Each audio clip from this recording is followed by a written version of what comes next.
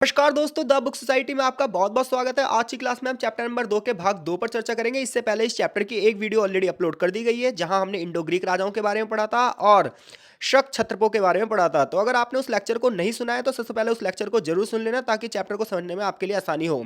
इसके अलावा यदि आप हमारे चैनल पर नए हो तो चैनल से जरूर जुड़ो और वीडियो को लाइक भी जरूर करो। तो चलो शुरू करते हैं आज की क्लास। और आज की क्लास में सबसे महत्वपूर्ण प्रश्न की चर्चा कर रहे हैं हम, जो पेपर में 10 में से 8 बार आता है। और क्वेश्चन ये है कि सप्तवाहन शासक के ऐतिहासिक स्रोतों का वर्णन करते हुए उसकी राजनीतिक संरचना का वर्णन कीजिए। तो चलो शुरू करते हैं और इस आंसर को जानने की कोशिश करते हैं। तो देखो, सप्तवाहन राजाओं के बारे में बात करोगे, देखो सप्तवाहन और सातवाहन बात एक ही है, ठीक है भाई। तो जब आप सप्तवाहन यानी कि सातवाहन राजाओं की बात करोगे तो ये दक्कन के क्षेत्र में अपनी राजनीति चलाएंगे। और मौर्य वंश के बाद अगर दक्कन की राजनीति में कोई एक बड़ी राजशाही की स्थापना करेगा तो वो करेंगे सातवाहन, यानी कि मौर्य वंश के बाद दक्कन की राजनीति में सप्तवाहन शासक ही होंगे जो राजव्यवस्था की नींव रखेंगे। सप्तवाहनों के बारे में हमें पता कैसे चलता है? देखो, कभी भी आपसे कभी भी ये पूछे कि किसी भी साम्राज्य के ऐतिहासिक स्रोतों का वर्णन कीजिए, तो वो क्वेश्चन आपसे ये पूछना चाह रहा है कि आपको उस साम्राज्य के इतिहास के बारे में कैसे पता चल रहा है।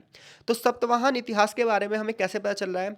तो जो हमारे यहाँ पुराण लिखे गए हैं, उन पुराणों में सप्तवाहन शासकों की सूचियाँ मिलती हैं, जिससे हमें उनके राजवंश और राजक्रम के बारे में पता चलता है। इसके अलावा सप्तवाहन राजाओं ने जो सिक्के जारी किए थे, उन सिक्कों पर भी उनका नाम लिखा हुआ था और तिथि लिखी हुई थी, जिससे हमें उनके बारे में पता चलता है, उनकी छवि के बारे में पता चलता है। इसके अलावा सप्तवाहन राजाओं ने जो दान दिए थे, उन दान से भी, यानी कि अब आप कहोगे दान से कैसे पता चला, तो जो उन्होंने दान दिए उनका वर्णन शिलालेखों में किया गया है। तो यानी कि शिलालेखों से, इवन सिक्कों से और साहित्य से हमें सातवाहन राजाओं के बारे में पता चलता है। तो चलो देखते हैं किताब क्या कह रही है।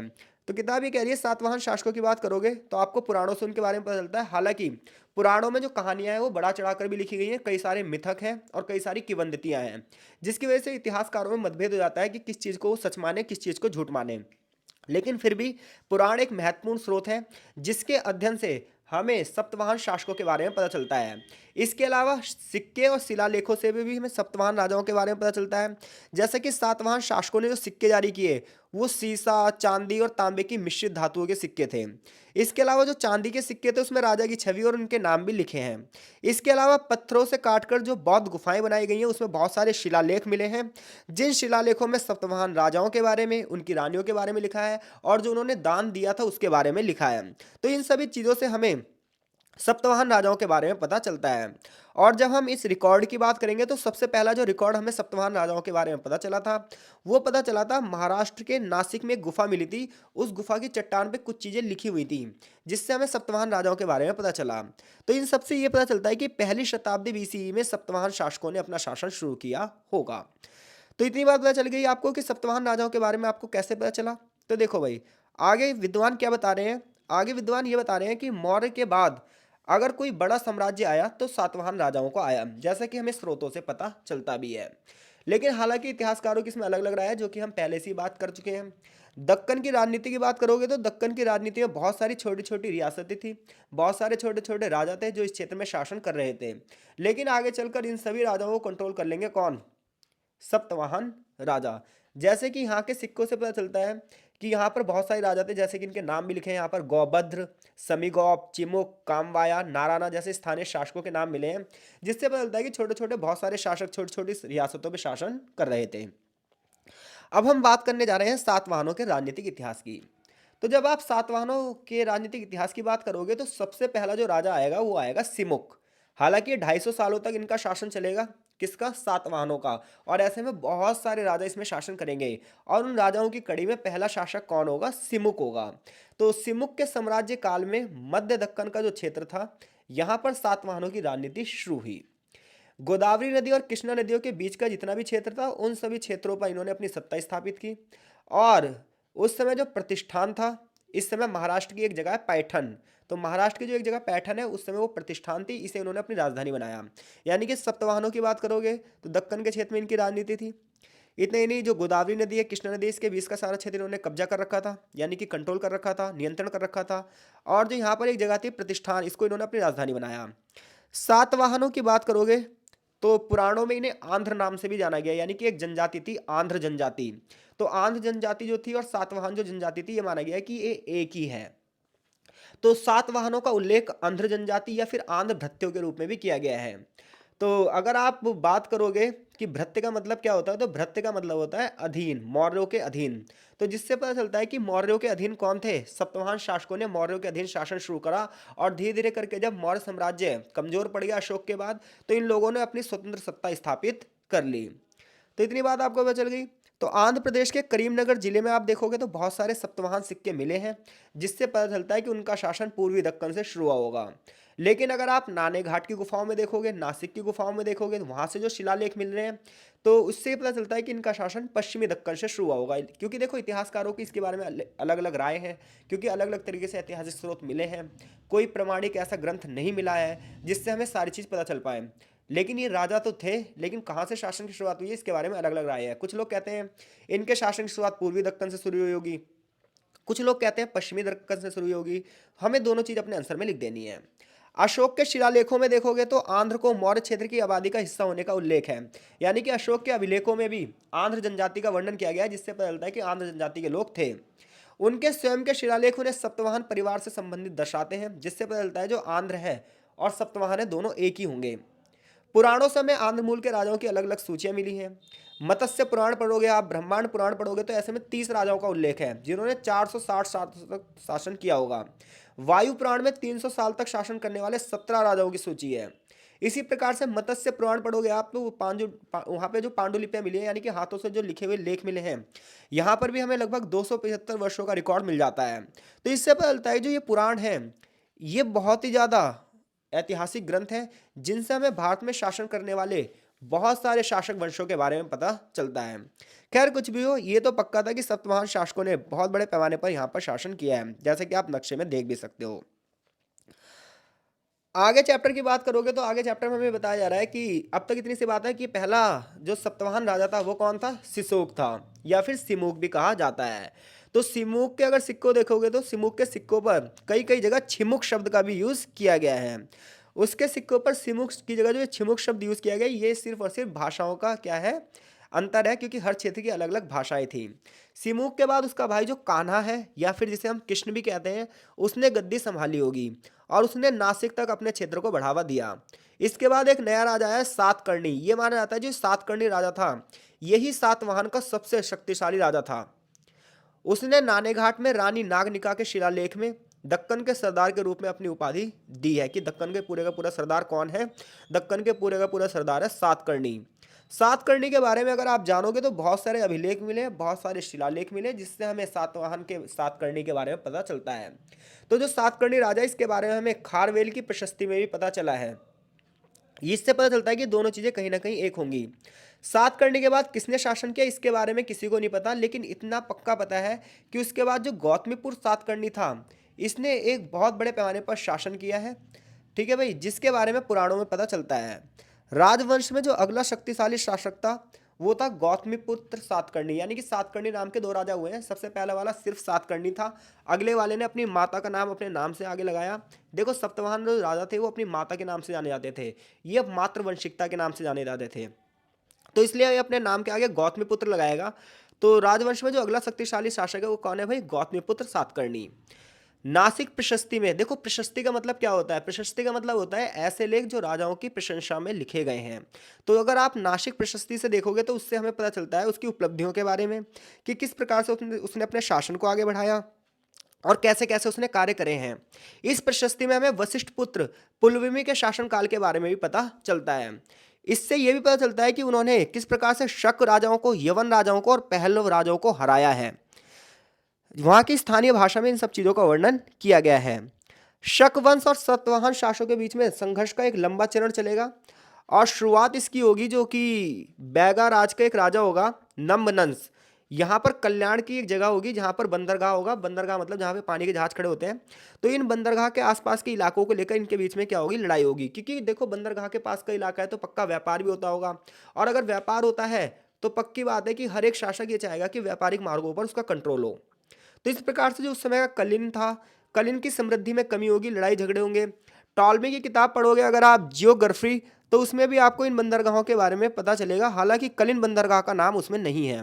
तो ऐसे में इतिहासकारों की जो इतिहास है उनकी जो इतिहास की समझ है उसमें अलग अलग लोगों की अलग अलग राय है। कुछ लोग कह रहे हैं कि शायद ये व्यापारिक मार्गों के लिए युद्ध हुआ होगा, कुछ लोगों का कहना है कि सीमा विस्तार के लिए युद्ध होगा। तो इतना तो पक्का पता है कि शक राजाओं से इनका युद्ध हुआ है, लेकिन ये बात पक्की नहीं है कि ये युद्ध किस चीज़ को लेकर हुआ है। खैर, सप्तवाहन विजय का एक निश्चित संकेत मिलता है हमें, जो वहाँ पे सिक्के भंडार मिले हैं।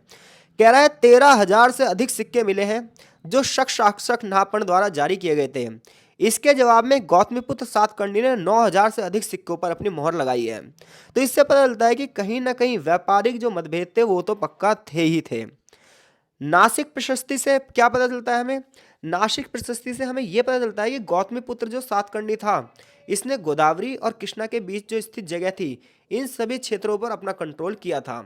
और यहाँ पर उन जगहों के नाम लिखे हैं, चाहे असाका हो, चाहे मूलक हो, चाहे कुकुरा हो, चाहे अनूप हो, विदर्भ हो, पश्चिमी मालवा में उज्जैनी के आसपास के क्षेत्र हो, भोपाल की बात कर लो आप, अंकारवती की बात कर लो, विज की बात कर लो, अछावत की बात कर लो, सहद्रा की बात कर लो। यहाँ पर ये सारे नाम लिखे हुए हैं कि इन सभी क्षेत्रों पर उन्होंने शासन किया होगा। आप 2-4 नाम लिख के आदि लिख देना।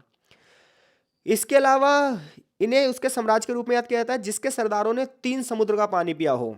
यानी कि नासिक प्रशस्ति में गौतमीपुत्र सातकर्णी के बारे में ये लिखा है कि भाई ये एक ऐसा सरदार था जिसने 3 समुद्रों का पानी पिया हो। तिसा मुद्रा ताया पिता वहाना। अब 3 समुद्रों का पानी का मतलब ये नहीं कि इन्होंने वहां जाके पानी पिया हो। 3 समुद्रों का पानी का मतलब यह है कि यहां से वहां तक सभी क्षेत्रों पर इन्होंने कब्जा किया। यानी कि पश्चिम से लेकर पूर्वी जितने भी समुद्री तट थे भारत में, पूरे के पूरे दक्कन पर सातवाहन साम्राज्य का आधिपत्य था। ऐसा इनके शिलालेखों से पता चलता है। इवन विंध्य भारत में अपनी विजय के बाद उसने अपने आप को लॉर्ड ऑफ द दक्कन यानी कि दक्षिण पथपति की उपाधि दे दी कि पूरे के पूरे दक्षिण को मैंने जीत लिया है।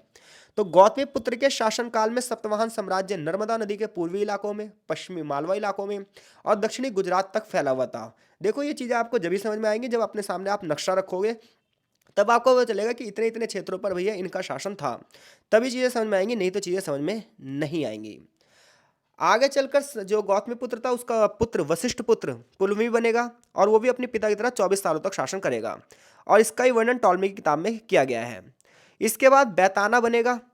उसके 4 शिलालेखों से पता चलता है कि 2, 6, 19 और 22 में वास्तविक रूप में नासिक और पुणे पर उसने शासन किया। इन सन में पूर्वी दक्कन में अमरावती से उसके शिलालेखों से पता चलेगा कि अमरावती क्षेत्र पर भी उसका कंट्रोल था।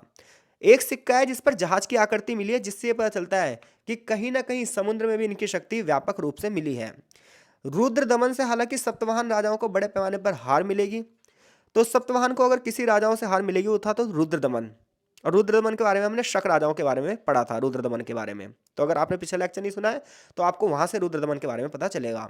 देखो चीजें ना आउट ऑफ कंट्रोल हो सकती हैं आपके, हो सकता है दिमाग से बाहर चली जाए क्योंकि नाम ही इतने सारे यहाँ पर आ रहे हैं। बट इसमें हम कुछ नहीं कर सकते, जो नाम है वो तो मुझे वैसे ही पढ़कर सुनाने पड़ेंगे।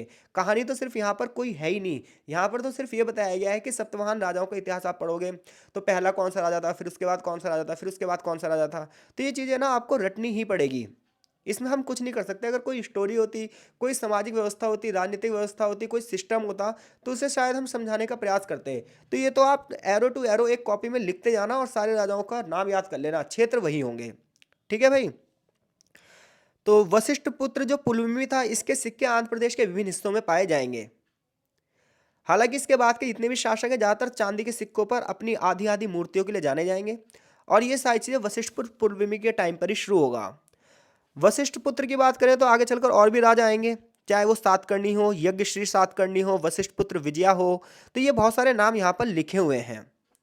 इसके अलावा माधुरीपुत्र पुलवामी के भी कुछ सिक्के मिले हैं। कुल मिलाकर बात इतनी सी है कि सप्तवाहन राजाओं के बारे में सबसे ज्यादा किससे पता चला है? सिक्कों से ही पता चला है। तो इन राजाओं के नाम आप रट लेना।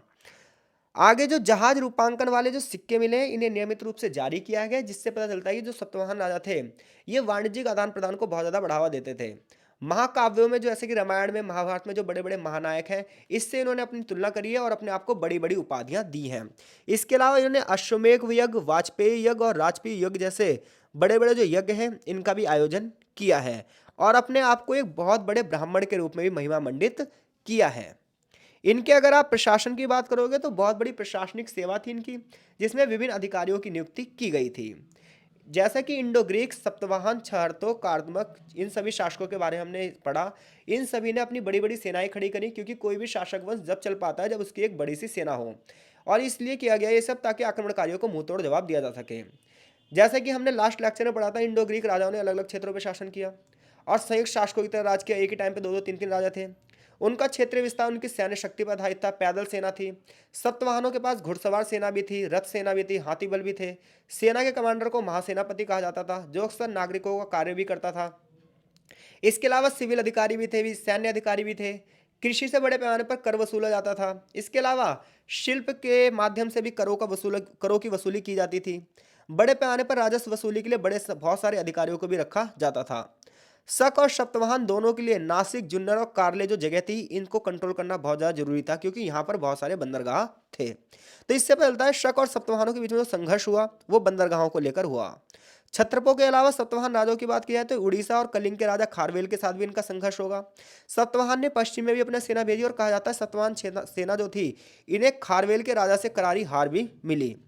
तो सप्तवाहन के जो स्थानीय प्रमुख हैं, इनके अच्छे संबंध थे, लेकिन बाहर वाले लोगों से इनका लगातार संघर्ष होता रहा। शिलालेखों से, सिक्कों से और पुराणों से हमें इनके बारे में पता चलता है। तो अगर आपको से क्वेश्चन पूछे कि हमें सप्तवाहन इतिहास के बारे में कैसे पता चलता है, तो आप सिक्कों के बारे में बताओगे, पुराणों के बारे में बताओगे और अभिलेखों के बारे में बताओगे। ये चैप्टर यहीं फिनिश होता है। आगे सारांश दिया है और कुछ यहाँ पर वकैब्स दी हैं जिन्हें आप पढ़ लेना। आई होप सो चीज़ें आपको समझ में आ रही हैं। चीज़ें तो देखो टफ है, नाम आपको याद करने ही पड़ेंगे, मैं इसमें कुछ नहीं कर सकता आपके लिए। मिलते हैं आपसे तीसरे चैप्टर के लेक्चर में, तब तक के लिए आपका बहुत बहुत धन्यवाद।